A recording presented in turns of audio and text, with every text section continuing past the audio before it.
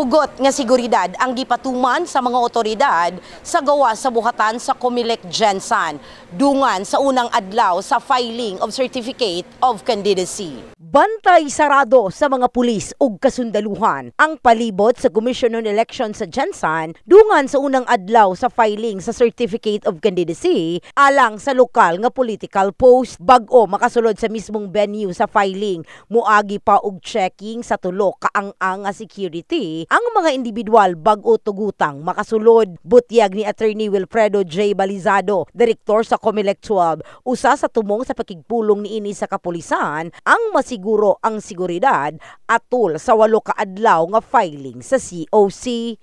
Yesterday, I was able to visit the PNP Region 12. Na-meet ko yung bagong regional director natin.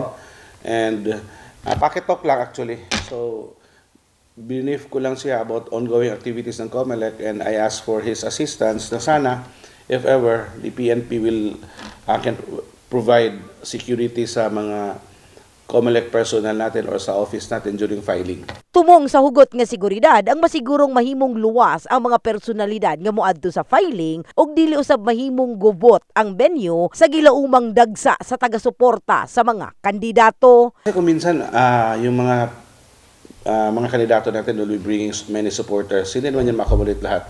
So under our rules, they're only allowed to be accompanied by this much number of persons. So 3 or 4. Hindi naman pwede whole delegate nila 200 papasok sa office. So to maintain order and to give also dignity on the act. Kasi kung minsan naging circus, mayroon pang mga parade-parade. Una nang gibutyag ni Police Major Risa Hernaez, spokesperson sa Police Regional Office 12, sa inisyal nga assessment nila na himong malinawon ang unang adlaw sa filing sa COC sa tibuok Region 12, karong adlaw. In the heart of changing lives. Kini sa Brigada Richal Gubalani, Brigada News.